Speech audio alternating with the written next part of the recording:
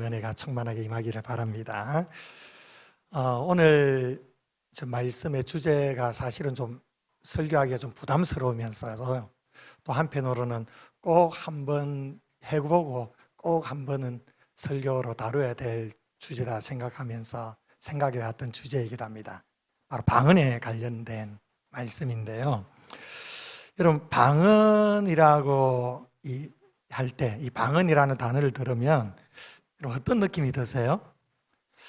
어떤 분들은 좀 가슴이 두근두근 거리면서 오랫동안 사모했던 그러한 주제로 다가오시는 분들도 아마 있을 것 같고, 또 어떤 분들은 살짝 좀 마음이 좀 불편하거나 좀 낯설게 느껴지시는 분도 있을 수도 있습니다.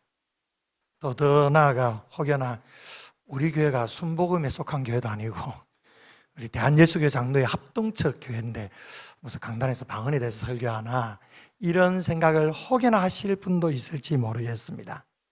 그리고 또 신앙생활을 오래 하지 않으신 분들, 또 믿음 초신자분들은 더더욱 좀 많이 낯설게 느껴지게 될 텐데, 그럼에도 불구하고 우리 기독교 신앙에서 이러한 부분들도 분명히 있다라는 걸 인식하는 것만으로도 굉장히 의미 있는 시간이라 생각이 듭니다. 바로 이 방언에 대해서 오늘 말씀을 나누려고 하는데요. 지난 2주간에 걸쳐서 12장과 13장을 함께 나누었습니다. 다 은사에 관련된 말씀입니다. 12장에서는 성령께서 주권적으로 우리 성도들 한 사람 한 사람에게 은사를 주신다라는 것. 그렇기 때문에 은사는 다양하고, 그러나 그 은사의 목적은 교회의 덕을 세우는, 그러한 우리의 신앙에 유익을 주는 그런 일이기 때문에 그 은사는 통일성이 있다는 것에 대해 은사의 총론적인 것을 말씀을 나누었습니다. 그리고 이제 13장에 이르러서는 모든 은사보다 사랑이 먼저라는 것, 사랑으로 은사를 행해야 된다는 것에 대해 말씀을 나누었습니다. 그리고 이제 오늘 14장에서는 이 은사가 실제 공예배 현장 가운데 어떻게 작동하는지 이것을 잘 보여주는 말씀입니다. 1절에 보면 사랑을 추구하며 신령한 것들을 사모하되 특별히 예언을 하려고 하라 기록하고 있습니다. 두 가지를 놓치면 안 된다는 겁니다. 먼저 사랑을 추구해야 됩니다. 사랑이 항상 먼저입니다. 어떤 은사를 사모하든 어떤 은사를 또한 사용하든 그 동기는 사랑에서 나와야 한다. 서로를 유익하게 하는 이 사랑이 없으면 모든 은사가 우리 13장에서 보았듯이 소리나는 구리와 같고 울리는 꽹과리와 같이 아무 의미가 없다, 아무것도 아니다. 사랑이 작용이 돼야 은사가 아름다운 것이다, 이렇게 말씀을 했죠. 그래서 우리는 무엇보다도 사랑을 추구해야만 합니다. 또한 동시에 신령한 것을 사모하라고 말씀을 하죠. 사랑이 먼저라고 해서 은사를 추구하지 말라라는 게 아닙니다. 사랑을 추구하면서 은사도 이 신령한 것을 항상 사모해야 된다는 겁니다. 14장에서 계속 반복하는 문장이 사모하라는 거예요. 사모하셔야 됩니다. 하나님이 주시는 은사는 너무도 귀한 것이기 때문에 우리는 간절히 사모하고 소망해야 됩니다. 그래서 사랑으로 공동체의 그 유익을 위해 은사를 사모하면서 구하는 것이 바로 그 귀하고 좋은 것이라는 거죠. 그러면서 이제 더 예언하기를 사모해야 된다 말씀을 하고 있죠. 14장에서는 그래서 은사 중에 방언과 예언, 이 두 가지를 중점적으로 다루고 있습니다. 왜 그러냐면 이 고린도 교회의 이 두 가지 은사 때문에 문제가 벌어졌고, 오늘날 우리 시대 속에서도 이 방언과 예언이라는 이 은사에 대한 혼란스러운 부분들이 존재하기 때문에 이 14장에 대한 바른 해석과 적용은 정말로 우리 신앙생활에 있어서 중요하다는 걸 우리가 생각하시면서 이 말씀을 나누어 보기를 원합니다. 그래서 이 14장에서는 방언이 주는 유익이 무엇인지, 그리고 예언이 주는 유익이 무엇인지, 왜 예언을 더 사모해야 되는지, 교회 공동체에서 어떻게 이 은사를 활용해야 하는지 너무도 잘 정리해 주는 그런 말씀이라고 볼 수가 있죠. 한 주 안에, 오늘 이 한 주 안에 다 다루려고 했는데 너무 방대해서 한 주 안에 모든 것을 다 살펴볼 수가 없고요. 오늘은 방언에 대해서 집중적으로 말씀을 나누고 다음 주에는 예언에 대해서 말씀을 나누려고 합니다. 먼저 방언이란 게 무엇이냐라는 문제에 대해서 생각해 보기를 원합니다. 12장 10절에 가보면 각종 방언이라는 표현이 나옵니다. 각종 방언. 그러니까 방언은 하나의 단일한 현상이 아니라는 거죠. 단일한 게 아닙니다. 다양한 방언들이 있습니다. 우리 성도들 가운데도 방언의 은사를 가지신 분들이 있는데 다 방언들이 다르죠. 아주 다양합니다. 그런데 성경에 나타난 방언에는 크게 두 가지로 나타납니다. 크게 두 가지. 첫 번째로는 사도행전에서 나타난 방언이에요.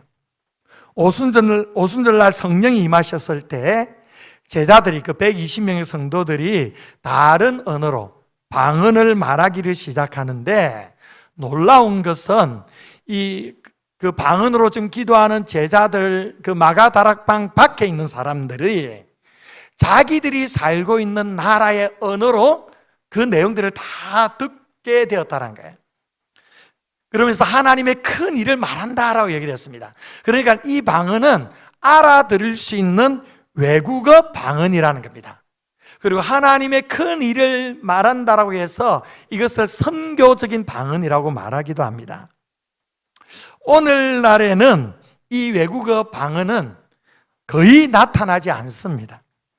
우리 아이들이 좀 영어 잘 못하는 아이들이 있으면 우리 아이들에게 좀 영어 방언이 좀 내리면 얼마나 좋을까. 한 번쯤 그런 생각을 해보셨을지도 모릅니다. 그런데 이런 방언은 거의 없다고 보시면 되는 거예요. 거의 없다라는 것은 제가 거의 없다고 말한 것은 아예 없다라는 말은 아니라는 거예요. 간혹 선교 현장에서 하나님께서 복음 전파를 위하여 외국어 방언을 나타내 보여주시기도 하신다는 거죠. 중국의 어느 한 선교사님이 방언을 받았는데 알고 보니까 이 방언이 무슨 방언인지 몰랐는데 알고 보니까 본인이 사역하게 된 소수민족의 언어였다라는 겁니다. 소수민족의 언어에 대한 어떤 문법 책도 있는 것도 아니고 정형화된 것도 없기 때문에 하나님께서 그 지역에서 사역을 감당하시도록 그런 언어를 허락하신 것이죠. 그래서 하나님께서 복음 전파를 위해 이렇게 비상적으로 알아들을 수 있는 외국어 방언을 주시는 겁니다. 그러나 이것은 어디까지나 비상적이라는 것이죠. 비상적이라는 것, 보편적인 은사가 아니라는 겁니다. 그래서 여러분들의 자녀들이 영어 방언 좀 받게 해달라고 기도할 필요 없습니다. 중국어 방언 달라고 기도할 필요 없습니다. 기도해도 소용이 없습니다. 안 주십니다, 하나님이. 몰라요. 중국에 내가 순교회 가고 중국에 가겠습니다. 이러면 혹여나 줄 수 있을지 모르지만 이 외국어 방언은 보편적인 그런 방언이 아닙니다. 거의 일어나지 않는 방언이에요. 두 번째 방언이 고린도전서 본문이나 14장에서 말씀하는 방언입니다. 이 방언은 뭡니까? 알아들을 수가 없다는 겁니다. 알아들을 수 없는 방언. 오늘날의 방언이 대부분 다 여기에 해당이 되는 거예요. 알아듣지 못하니까 지금 문제가 발생하고 있는 겁니다. 그래서 오늘 이제 14장을 통해서 우리가 지금 주로 하고 있는 그리고 우리 가운데 나타나는 이 방언의 현상에 대해 어떻게 바라볼 것인지 또 어떻게 사용할 것인지 어떻게 하면 유익이 되는지 이런 부분들을 우리가 함께 말씀을 생각해 보기를 원합니다. 먼저 방언은 어떤 유익이 있느냐는 것이 그러면 방언이 어떤 유익이 있느냐 2절에 보십시오. 우리 2절을 함께 읽어보겠습니다. 시작. 방언을 말하는 자는 사람에게 하지 아니하고 하나님께 하나니 이는 알아듣는 자가 없고 영어로 비밀을 말함이라. 아멘. 자, 4절에도 보면 이런 말씀이 있습니다. 방언을 말하는 자는 자기의 덕을 세운다라는 표현이 나오죠. 방언의 특징이 뭐냐? 알아듣는 자가 없다라는 겁니다. 자기도 잘 못 알아듣는다. 통역의 은사가 없이는 못 알아듣는다. 대신 이 방언은 뭐냐? 영어로 비밀을 말하는 것이다. 쉽게 말해서 우리의 영어로 하는 기도이고 영어로 하나님과 교통하는 기도라는 겁니다. 그러면서 이 방언은 자기의 덕을, 나의 덕을 세운다라고 말씀을 하죠. 여기서 덕을 세운다라는 이 문장을 주목하셔야 됩니다. 이 헬라어로 오이코도메라는 단어인데 이 뜻은요, 집을 건축하다라는 뜻입니다. 집을 짓는다라는 뜻이에요. 그러니까 이 방언은 내 신앙에, 내 믿음의 집을 짓는 일에 유익하다라는 겁니다. 내 신앙의 기초를 놓고 벽을 쌓고 지붕을 올리듯이 이 방언 기도가 내 한 사람의 믿음과 신앙과 내 영적인 내면을 단단하게 건축해 나가는 데 있어서 정말로 유익이 있다라는 겁니다. 저에게도 이런 체험이 있습니다. 제가 20대를 시작하면서 굉장히 영적으로 힘들었을 때가 있었습니다. 굉장히 침체되어 있었고요. 너무도 힘겹고 굉장히 어려웠던 그런 시절이 있었습니다. 그때 하나님께서 초자연적으로 저에게 방언을 주셨습니다. 이걸 길게 얘기할 필요는 없고요. 제가 방언을 바랬던 것도 아니고 받고 싶어서 사모했던 것도 아닌데 그냥 강권적으로 저에게 방언을 허락하신 겁니다. 막 방언이 터지는데 저에게는 굉장히 엄청난 충격이었습니다. 왜냐하면 제가 신앙생활을 했던 제 모교회는 굉장히 보수적인 이런 방언의 은사라는 이런 분이 굉장히 닫혀있는 교회였기 때문에 제가 방언을 한다는 건 너무너무 충격이었습니다. 그런데 한창 그렇게 방언을 하는 가운데 그 방언 속에 깊은 회개가 터져 나오는 겁니다. 정말 깊이 이렇게 회개가 터져 눈물 콧물 뿌리면서 하나님 앞에 회개하게 되었습니다. 그리고 이 방언의 은사를 받으면서 기도가 너무 즐거운 겁니다. 10분 기도하기 힘들었던 사람이 막 방언으로 기도를 하니까 10분, 20분 기도했다 생각을 했는데 1시간씩, 2시간씩 막 이렇게 기도를 깊이 하게 되더라는 거죠. 그 기도하는 가운데 저의 그 죽어가던 영혼이 막 살아나기 시작하는 겁니다. 영적으로 활력이 일어나기 시작하는 겁니다. 그래서 그 가운데서 하나님의 부르심을 받아 제가 목회자가 되었고, 그리고 방언받은 이 이후에도 여러 신령한 은사들을 체험하면서 지내왔습니다. 이렇게 방언 기도가요, 저를 살렸고 저의 믿음을 세우는 데 있어서 중요한 그런 기초가 되었고 계기가 되었던 것이죠. 그래서 바울이 나의 영이 기도한다고 말할 때 그것이 무엇을 의미하는지 저는 너무도 잘 알고 있습니다. 우리의 인간의 지성과 이성이 닿지 못하는 곳까지 성령께서 파고드셔서 내 영을 세워 가시는 겁니다. 이것을 가리켜 자기의 덕을 세운다라고 말하는 겁니다. 방언에 대해 이런 생각을 하시고 이런 의문을 가지신 분이 계십니다. 알아듣지 못하는 기도가 과연 기도일까요? 한 번씩 이런 질문을 던진 분이 계세요. 아니, 자기도 모르고 사람들도 아무도 알지 못하는 기도가 무슨 의미가 있을까? 이것도 중언부언하는 기도는 아닌가? 이런 의문을 가지신 분이 있습니다. 어쩌면 그 의문도 자연스러울 수가 있습니다. 체험하지 못했으니까. 그런데 우리 안에 어떤 연약함이 있느냐 하면 이해되어야만 믿는다라는 그런 좀 연약함이 있습니다. 우리는 이성이 강력하게 지배하는 문화 속에 지금까지 오랫동안 살아왔기 때문에 내가 납득이 되고 내가 이해가 되어야만 믿게 된다고 생각을 하는 것이죠. 그래서 방언 기도도 마찬가지입니다. 알아들을 수 없는, 이해할 수 없는 그런 기도를 하는 게 무슨 의미가 있을까? 그래서 그렇게 생각을 하는 거죠. 그러나 여러분, 성경은 이성의 영역 밖에서 이루어지는 하나님과의 교통을 분명히 말씀하고 있다는 걸 여러분 아셔야만 합니다. 로마서 8장 26절에 성령이 말할 수 없는 탄식으로 우리를 위하여 친히 간구하신다. 성령께서 우리의 연약함을 도우신다고 말씀하시면서 말할 수 없는 탄식으로 우리를 위하여 간구하신다. 우리의 연약함이 뭡니까? 우리는 다 기도의 연약함이 있다는 겁니다.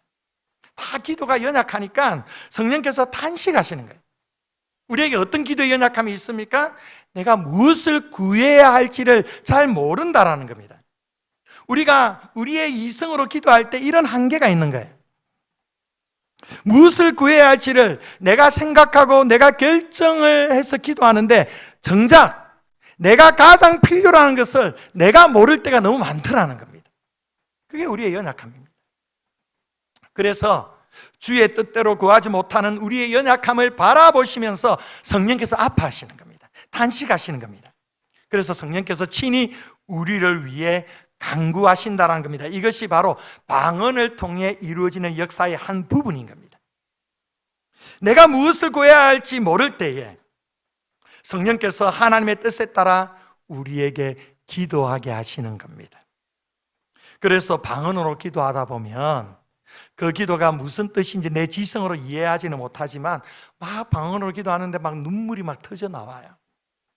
또 막 새로운 기도 제목이 막 떠오르기 시작을 합니다. 어떤 경우에는 한 번도 생각하지 못했던 어떤 한 지체가, 어떤 성도가 갑자기 생각이 납니다. 그래서 그 지체를 위해서 더 집중적으로 기도하게 하시는 겁니다. 또 방언으로 기도하면 이전보다 더 오랫동안 더 깊이 있게 기도할 수 있는 그런 은혜가 있습니다. 이성의 개입 없이 성령의 인도하심을 따라 기도가 잘 흘러가게 되는 거죠. 그래서 14절에 이렇게 말씀합니다. 14절을 한번 보시면요, 우리 14절 함께 읽습니다. 시작. 내가 만일 방언으로 기도하면 나의 영이 기도하거니와 나의 마음은 열매를 맺지 못하리라. 아멘. 여기에 나의 마음은 열매를 맺지 못한다, 이 문장 때문에 이 14절을 대단히 방언에 대해 부정적인 구절로 오해를 합니다. 봐봐, 이 말씀에 얘기하잖아. 방언으로, 영으로 기도한다, 방언으로 기도한다. 나의 영이 기도하는데 열매가 없잖아. 열매가 없잖아. 이렇게 이 말씀을 오해를 하는데 그렇지 않습니다. 이 말씀은 그런 말씀이 아니에요. 여기서 마음이라는 것은 지성을 말합니다. 지성, 이성을 말하는 거예요. 나의 지성이 열매를 맺지 못한다는 것은 내가 방언으로 기도할 때 내 지성이, 내 이성이 그 내용을 이해를 한다든지, 그 기도를 나의 지성으로 다듬어 간다든지 이렇게 못한다는 겁니다. 왜? 영으로 하는 기도이기 때문에 내 이성이 그걸 통제해내지 못한다는 거예요. 그래서 칼빈이 이 구절에 대해서 이렇게 말을 했습니다. 바울이 나의 영이 기도한다고 말할 때 그 기도가 무효하다고 말하는 것이 아니다. 다만 이해가 동반되지 않는다라는 것이다. 내 지성으로 이해가 안 된다라는 거예요. 그럼 내 지성으로 이해가 안 되면 그 기도가 아니냐? 아니라는 거예요.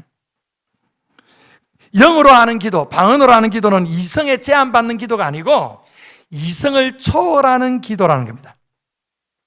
그런데 이성을 초월하는 기도라고 해서 어떤 좀 비인격적이고 신비적인 황홀경, 막 무아지경에 빠져가지고 막 그렇게 하는 그런 것으로 또 생각해서도 안 됩니다. 한국교회 안에 좀 이상한 은사주의 운동, 신비주의 운동, 기도원 운동 이런 것들이 막 이렇게 붐으로 막 넘쳐나면서 좀 예언이나 방언이나 이런 걸 좀 이런 방식으로 이상하게 사람들이 오해하는 경우가 있습니다. 그래서 방언하고 예언하고 하는 것을 뭔가 광신적인 것으로, 그래서 우리 같이 좀 조금 품격 있게 신앙생활하는 사람들은 마치 받으면 안 되는 것처럼 그렇게 생각하는 경우가 있다는 것이죠. 다 오해라는 겁니다. 여러분, 성경적인 방언은 그 이성이 그 기도를 다 이해하지는 못하지만, 그러나 기도하는 사람의 인격과 의지가 성령 안에서 선명하게 깨어 있습니다. 그래서 자기 스스로 기도를 시작할 수도 있고 자기 스스로 또 그 기도를 멈출 수가 있습니다. 자신의 지성으로 이해하지는 못하더라도 자신의 지성과 인격으로 그 기도를 절제해내기도 합니다. 내가 이렇게 크게 방언으로 기도하면 지금 옆에 기도하는 사람에게 좀 방해가 될 수 있겠구나. 내가 조금 자제해야 되겠다. 작은 소리로 기도해야 되겠다. 이렇게 우리의 이성으로, 우리의 인격으로 그걸 절제해낼 수가 있다는 겁니다. 그래서 한창 방언으로 기도하다가 내 스스로 또 이성적인 기도를 하나님 앞에 올려드릴 수도 있는 겁니다. 그러니까 성령님은 비인격적으로 무질서하게 역사하신 분이 아닙니다. 우리의 인격을 억누르시는 분이 아니고 우리의 의지와 영을 지혜롭게 이끌어 가시는 분이십니다. 그래서 바울은 15절에 내가 영으로 기도하고 또 마음으로 기도하여라고 기록하죠. 내가 영으로 기도하고 마음으로 기도하고. 여기 영으로 기도한다는 것은 방언으로 기도한다는 겁니다. 그리고 마음으로 기도한다는 것은 알아들을 수 있는 우리의 육성으로, 우리의 이성으로 생각하면서 기도를 한다는 거죠. 여러분, 기도의 자리는 둘 다 필요합니다. 둘 다 귀한 것입니다. 방언으로, 영으로 깊이 기도하다가도 또 내 이성으로 여러 가지 기도 제목을 생각해내면서 같이 기도하는 것이, 이러한 기도에는 이러한 다이내믹이 있습니다. 역동성이 있는 거예요. 그러면서 18절에서 바울은 뭐라고 고백하느냐 하면, 내가 너희 모든 사람보다 방언을 더 말함으로 하나님께 감사한다. 그러니까 이 고린도 교회 성도들이 자신이 방언을 하는 데서 굉장히 프라이드가 있고 막 자랑하고 싶고 내가 최고다 이렇게 인식을 하는데, 바울이 뭐라고 하느냐 하면, 나는 니네들보다 더 많이 방언을 하고 더 깊이 있게 방언을 한다. 나도 이렇게 방언을 한다. 여기에 대해서 나도 감사한다라고 얘기하고 있는 겁니다. 바울도 기도할 때 방언으로 기도한다는 거예요. 이것이 바로 방언에 대해 바울이 보는 시각입니다. 방언은 하나님과의 깊은 교통의 선물입니다. 인간의 언어가 닿지 못하는 곳에서 하나님과 깊이 있게 교통하게 해주는 귀한 통로가 됩니다. 이것이 방언의 본질이고 이것이 방언의 아름다움입니다. 방언은 아름다운 거예요. 방언 자체가 문제가 아니라는 겁니다. 자, 이렇게 여러분들에게 설교하니까 방언 다 받고 싶지 않습니까? 예, 별로. 예, 다들 방언 받을 수 있기를 축복합니다. 아멘이세요? 예. 그런데 이 방언이 이렇게 아름다운 선물인데요, 은사잖아요. 은사, 하나님 주신 선물이잖아요. 예, 선물인데 왜 이 14장에서 방언에 대해 이런 여러 제한 규정을 두느냐라는 것이요. 근데 사실 바울이 방언을 제한하는 것이 아닙니다. 방언이 개인 기도의 영역을 넘어서 공동체 안에서도 온전히 꼽힐 수 있도록 길을 열어주는 거예요. 그래서 이것을 이해하면 14장 전체가 새롭게 다가오게 됩니다. 자, 그래서 4절에 보니까요, 4절에 보면 방언을 말하는 자는 자기의 덕을 세우고 예언하는 자는 누구의 덕을 세웁니까? 교회의 덕을 세운다 하죠. 이 4절이 방언과 예언의 관계를 가장 명확하게 정리해 줍니다. 방언은 우리 개인, 자기의 덕을 세우는 것이고, 예언은 공동체, 교회의 덕을 세우는 것. 그러니까 이건 어떤 우열 관계가 아닙니다. 예언이 더 크고 방언이 작고 이런 관계가 아닙니다. 역할의 구분이에요. 방언은 개인 차원에서 하나님과 깊이 교통하는 은사이고요, 예언은 공동체 차원에서 교회를 세우는 은사입니다. 그러니까 둘 다 중요한 은사입니다. 둘 다 중요한 은사입니다. 그러면 왜 방언은 개인의 덕을 세우고 예언은 교회의 덕을 세우는 은사일까요? 간단합니다. 그 이유는요, 방언은 알아들을 수가 없고 예언은 알아들을 수 있기 때문입니다. 예언을 통해서 공적으로 하나님의 뜻이 선포되는 겁니다. 그래서 예언이 선포될 때에 하나님께서 우리 교회를 향해서 이러한 뜻이 계시구나, 하나님이 이런 것들을 원하시는구나, 이게 드러나게 되지 않습니까? 그러니까 공동체가 유익이 되는 거죠. 그런데 방언은 어떻습니까? 방언은 어떻습니까? 알아들을 수가 없어요. 그래서 공동체에 유익이 없는 겁니다. 굳이 유익이 되려면 누군가가 통역하면 된다고 그래서 말씀하는 거죠. 6절에서 이렇게 말씀합니다. 자, 6절 우리 함께 읽어봅니다. 시작. 그런즉 형제들아, 내가 너희에게 나아가서 방언으로 말하고 계시나 지식이나 예언이나 가르치는 것으로 말하지 아니하면 너희에게 무엇이 유익하리요? 아멘. 자, 그러면 이 말씀이 교회에서는 방언하면 안 된다는 얘기일까요? 여기서 교회들이, 특히 우리 장로교 교단, 우리 보수 교단에서 참 많이 오해를 합니다. 방언이 공동체에 유익을 주지 못하니까 교회 안에서는 방언해서는 안 된다고, 교회 안에서 방언하는 것을 제재하는 경우들이 참 많이 있습니다. 그래서 교회에서 방언하면 이상한 눈초리로 보기도 합니다. 이러다 보니까 방언의 은사를 가진 사람들이 자꾸만 옆 동네로 가는 거예요. 순복음으로 가는 것이요. 우리 교회 안에 방언의 은사 있는 분들 순복음 가실 필요 없습니다. 우리 교회 사시면 됩니다. 우리 교회에서. 여러분, 이건 심각한 오해입니다. 여러분, 교회 안에서도 얼마든지 방언으로 기도할 수 있습니다. 그리고 여러분, 교회에서 방언 기도 안 하면 도대체 어디서 방언 기도 하시려고 합니까? 집에서 하시렵니까? 기도원에 가서 해야만 하는 겁니까? 여러분, 이 6절을 제대로 이해하려면요, 그리고 이 본문 전체를 제대로 이해하려면 당시 예배 방식을 알아야만 합니다. 당시 배경을 알아야 돼요. 초대교회는요, 유대 해당 예배의 기도 구조를 그대로 이어받았습니다. 통성으로 기도를 하지만 공예배 때는 그 기도의 구조가 있습니다. 그래서 해당 예배에서 기도할 때 지정된 대표 기도하는 사람이 있습니다. 오늘날 대표 기도처럼 말입니다. 이 사람이 소리내어 기도하면 회중들은 그 기도를 들으며 마지막에 아멘으로 응답을 하는 겁니다. 우리와 비슷한데 조금 더 시간적으로 깊이 있게 다루어가는 겁니다. 이 유대식의 기도가 초대교회에 그대로 이어집니다. 그래서 2세기 초 기독교 변증가인 유스티누스가 제1변증서에서 초대교회 예배를 이렇게 기록을 했습니다. 형제들의 대표자가 능력이 닿는 데까지 기도와 감사를 드리며 회중은 아멘이라고 응답한다. 어떤 성도 가운데, 어떤 형제 가운데 하나님이 주시는 은혜 가운데 그 능력이 닿는 데까지 계속 기도하는 겁니다. 감사를 올려드리는 겁니다. 그때 회중들이 아멘으로 응답을 하는 거예요. 고린도 교회는 이와 같은 구조 위에 성령의 감동을 받은 성도들이 돌아가면서 한 사람씩 막 기도를 하는 겁니다.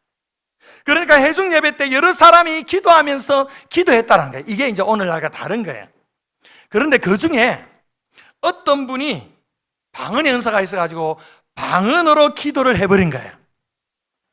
이게 출발이 되어가지고 니만 방언할 줄 아냐? 나도 방언을 한다. 내 방언이 더 깊이 있는 방언이야 이러면서 너나 할 것 없이 방언의 은사를 가진 사람이 서로 기도하려고 달려드는 거예요. 처음에는 차례대로 했습니다. 차례대로 했는데 나중에는 그 기도를 듣고 보니까 자기가 기도 더 깊이 있는 것 같아. 자기 방언이 더 훌륭한 것 같아. 그래서 그 차례를 기다리지 않고 그냥 막 기도해버리는 겁니다. 동시다발적으로 막 방언으로 기도하는 상황이 발생을 하니까 예배가 어떻게 되겠습니까? 굉장히 무질서하게 되겠죠. 그래서 24절을 보니까 이거 세상 사람들이 보면은 니네들 미쳤다고 할 거 아니냐, 이렇게까지 노골적으로 사도 바울이 얘기하고 있어요. 지금 이 문제를 지적하고 있는 겁니다. 여러분, 이것이 지금 우리 교회 안에 일어난다고 생각을 해보십시오. 주일 낮 예배 때 우리 장로님들께서 돌아가시면서 정말 귀하게 기도를 하시는데 오늘도 우리 윤 장로님께서 정말 하나님 앞에 귀한 기도를 올려드렸습니다. 근데 오늘 윤 장로님께서 방언의 은사를 받으셔가지고 막 방언으로 이 자리에서 기도한다 생각해 보십시오. 막 샬라샬라샬라 하면서 방언으로 막 기도하면 여러분 어떻겠습니까? 그 내용이 무슨 내용인지 몰라서 어떻게 아멘 할지도 못하겠고 좀 뭔가 이상하게 지금 돌아가고 있다 그런 생각이 들지 않겠습니까? 지금 고린도교 현상이 지금 이런 현상이에요. 그래서 18절과 19절에서 바울이 말하기를 공예배에서는, 공적인 예배에서는 알아들을 수 있는 5마디가 1만 마디 방언보다 훨씬 더 낫다. 이건 당연한 거 아닙니까? 아무리 뭐 방언을 오랫동안 하더라도 알아듣지 못하면 공동체 무슨 유익이 있어요? 그래서 알아듣는 말 몇 마디가 더 공동체에 유익을 준다는 거 당연한 것이죠. 그래서 이 말씀의 요지는 야, 니네들 공예배 때 기도할 때는 제발 방언으로 기도하지 마라. 모두가 알아듣는 일반적인 기도를 하고 그리고 하나님 주시는 예언을 선포하라. 예언에 대해서 다음 주에 말씀할 겁니다. 당연하지 않습니까? 이게 당연한 거예요. 그러니까 바울이 제안하는 것은 방언 자체를 제안하는 게 아닙니다. 공적인 예배에서 대표로 기도할 때 방언해서는 안 된다. 꼭 하려거든 통역의 은사를 받아서 통역을 하라라는 거예요. 그래서 알아듣고 아멘 하는 것이 아니냐 이렇게 말씀하는 거죠. 그러니까 이런 공적인 예배의 기도의 자리에서는 방언을 해서는 안 되지만 공동체가 모여서 합심하여 기도할 때는 어떠합니까? 괜찮다라는 거예요. 새벽이나 금요 기도회 때나 어떤 개인 기도 시간에 얼마든지 방언으로 기도할 수 있다는 겁니다. 이것을 막는 게 아닙니다. 개인이 하나님께 드리는 방언 기도는 아름다운 겁니다. 자기에게 유익을 줍니다. 여러분, 방언의 은사를 가진 분들은 방언의 은사를 많이 사용하십시오. 자, 그렇다면 어떻게 방언을 활용할 수 있느냐, 공동체에서. 14장 39절에 이렇게 말씀합니다. 우리 함께 읽어봅니다. 시작. 그런즉 내 형제들아 예언하기를 사모하며 방언 말하기를 금하지 말라. 아멘. 이게 최종 메시지예요. 예언하기를 사모하는데 방언을 금하지 말라. 방언 은사 받았으면 방언을 마음껏 방언으로 기도해라 말씀하는 거예요. 그래서 여러분들 말씀을 드립니다. 방언에 닫혀 있는 분들이 이 자리에 계실 것입니다. 이 방언의 불편함을 느끼시는 분들이 분명히 존재하죠. 물론 이것 자체를 가지고 문제 있는 신앙, 영적으로 꽉 막혀 있는 신앙, 그런 성도로 절대 치부해서는 안 됩니다. 방언하지 않고서도 얼마든지 하나님과 교통할 수가 있습니다. 그런 분들도 참 많습니다. 그러나 오늘 성경이 말하는 방언을 보셨습니까? 방언은 인간의 언어가 닿지 못하는 곳에서 하나님과 깊이 교통하는 하나님이 주신 귀한 선물입니다. 바울이 누구보다 방언을 많이 하면서 하나님께 감사했던 선물입니다. 그래서 성경이 이렇게 방언을 아름답게 우리에게 소개하고 우리에게 주시기를 원하시는데 닫을 필요가 없다는 겁니다. 우리의 마음을 닫을 필요가 없습니다. 그래서 교회에서 방언하는 성도들에 대해서 좀 이상하게 색안경을 끼고 볼 필요도 없습니다. 언제든지 성령께서 우리에게 방언의 은사를 주실 수 있다라는 믿음을 가지시고 이 하나님이 뜻대로 주시는 선물에 대해 마음을 많이 열어두시기를 바랍니다. 그리고 또 방언의 은사를 받으신 분들도 이 자리에 많이 계실 겁니다. 그분들에게 말씀을 드립니다. 방언은 정말 귀한 선물입니다. 하나님께서 여러분에게 주신 정말로 귀한 은사입니다. 하나님께 감사하십시오. 그리고 그 선물을 기도 생활에 충분히 누리십시오. 그래서 개인의 신앙의 덕을 세워가시기를 바랍니다. 다만 이것을 기억해야만 합니다. 방언을 한다고 해서 방언 못하는 사람보다 더 영적으로 우월하다는 것 아니라는 거예요. 또한 성령께서 그 선물을 주신 것은 여러분이 다른 사람들보다 더 영적이기 때문에, 다른 사람들보다 더 믿음 생활을 더 깊이 있게 하기 때문에 그래서 주어지는 것 아닙니다. 그냥 성령께서 뜻대로 주시는 겁니다. 그러면 그저 감사함으로 방언의 은사를 기도 가운데 잘 활용하시면 되는 것입니다. 그러면 이제 마지막으로 우리 서강교회에서 그런 방언의 은사를 실제 어떻게 사용할까? 공동체적인 지침을 제가 여러분들에게 제안을 드립니다. 먼저 첫 번째로는 주일 공예배에서는 방언을 절제해 주시기를 바랍니다. 우리 교회에서는 주일 낮예배 때 통성기도 안 합니다. 주일 낮예배 때는 말씀에 집중하는 구조, 말씀에 계속 반응하고 말씀을 깊이 있게 다루는 그런 말씀 중심의 예배입니다. 그래서 굳이 방언할 필요 없습니다. 아멘을 방언으로 아멘하고 그렇게 하실 필요 없습니다. 그리고 오후 예배 시에도 짧게나마 통성기도를 하는데 명확하게 기도 제목을 드리고 있습니다. 그러니까 그 기도 제목을 가지고 그냥 우리가 다 함께 이성으로 통성기도 하시면 됩니다. 그렇게 하시면 좋겠고요. 두 번째로 새벽 기도에서 방언 기도를 잘 활용하시길 바랍니다. 이 새벽 기도는 각자 하나님 앞에 직접 서는 자리이지 않습니까? 그래서 방언으로 하나님과 깊이 교통할 수 있는 참 아름다운 자리이기도 합니다. 다만 새벽 기도 때 조용히 묵상하며 기도하시는 분들도 계시지 않습니까? 그래서 서로를 배려하면서 이 톤의 균형을, 분위기를 잘 맞추면서 방언을 활용하시면 되는 것입니다.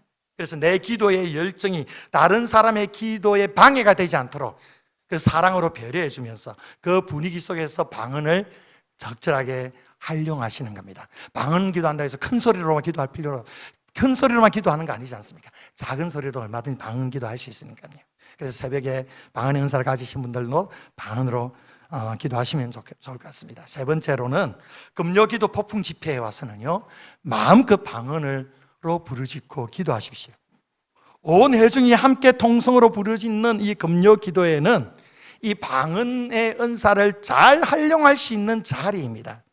이 자리에서 방언의 은사를 가진 분들은 마음껏 방언으로 부르짖고 기도하며 하나님 앞에 나아가십시오. 그리고 방언이 없는 분들도 자신의 언어를 가지고 뜨겁게 기도하십시오. 그 기도 가운데 방언하지 못한 분에게 하나님께서 방언의 은사를 주시기도 하십니다. 실제 우리 금요기도에 이런 은혜들을 하나님께서 허락하십니다. 저는 우리 성도들이 방언의 은사를 많이 받았으면 좋겠습니다. 정말 은사가 불일듯이 일어났으면 좋겠습니다. 영적 신비를 많이 체험했으면 좋겠습니다. 이렇게 방언하는 사람이나 방언하지 않는 사람이 하모니를 이루어서 뜨겁게 기도하는 것이 공동체가 누릴 수 있는 큰 영적인 축복인 것이죠. 그래서 이 가운데 기적의 역사가 나타나고 신유의 역사가 있기도 하고 기도 응답의 역사가 일어나게 되는 것입니다.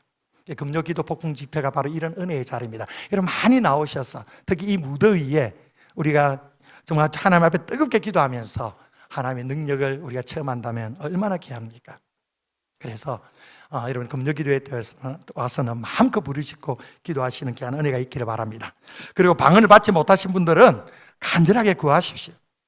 바울이 1절에서 신령한 것을 사모하라고 했지 않았습니까?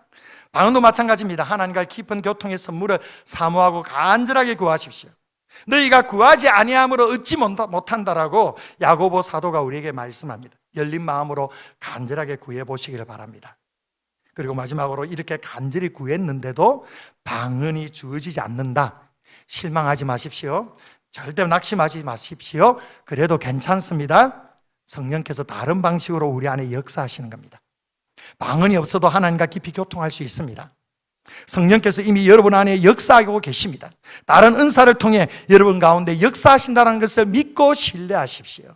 그리고 하나님의 때에 또 이 귀한 은사도 분명히 주실 때가 또한 있습니다. 이렇게 우리가 방언에 대해 열린 마음으로 간절히 바라보며 기도해야 하는 것입니다. 그러나 무엇보다도 가장 중요한 것, 무엇보다도 성령의 충만함을 구하시기를 바랍니다. 예수님께서 구하는 자에게 성령을 주시겠다고 약속하셨습니다. 우리는 성령으로 충만해야 합니다. 방언을 하고 안 하고보다 더 중요한 것은 바로 우리가 성령으로 충만해야 된다는 겁니다. 여러분, 간절하게 갈망하십시오. 간절하게 사모하십시오. 우리가 이 성령의 능력으로 충만해질 때에 우리의 삶이 예수 닮은 인격으로 아름답게 빚어져 가게 될 것입니다. 영적으로도 비상한 은혜가 있게 될 것입니다. 이것을 위해 여러분 기도의 자리에 나오십시오. 새벽에 기도의 자리에 나오시고 금요일마다 기도의 자리에 나오십시오. 간절하게 기도하는 가운데 성령의 능력을 덧입으시기를 바랍니다. 그 가운데 은사가 불일듯이 일어나며 날마다 주님과 함께 믿음으로 승리하며 그렇게 살아가는 우리 귀한 성도님들 되시기를 주의 이름으로 축원드립니다. 기도하겠습니다. 좋으신 아버지 하나님 감사합니다. 오늘 우리에게 말씀하여 주셔서 우리 공동체 안에서 주님께서 주신 이 귀한 은사를 어떻게 활용하고 어떻게 사용해야 될지 말씀을 통해 깨닫게 하심에 감사드립니다. 사랑을 추구하며 신령한 것을 사모하며 우리 안에 이러한 깊은 영적인 그러한 은혜 가운데 주님과의 깊은 교통함으로 우리의 덕을 세우고 우리의 신앙이 자라는 귀한 은혜가 있게 하여 주시옵소서. 그래 이것이 공동체 안에 큰 유익이 되어서 우리 공동체 전체가 영적인 능력으로 더 힘있게 비상할 수 있는 귀한 은혜를 더하여 주시옵소서. 감사드리며 사랑 많으신 예수님 이름으로 기도합니다. 아멘. 찬송가 197장 찬송 부르면서 준비한 예물 하나님께 봉헌하겠습니다.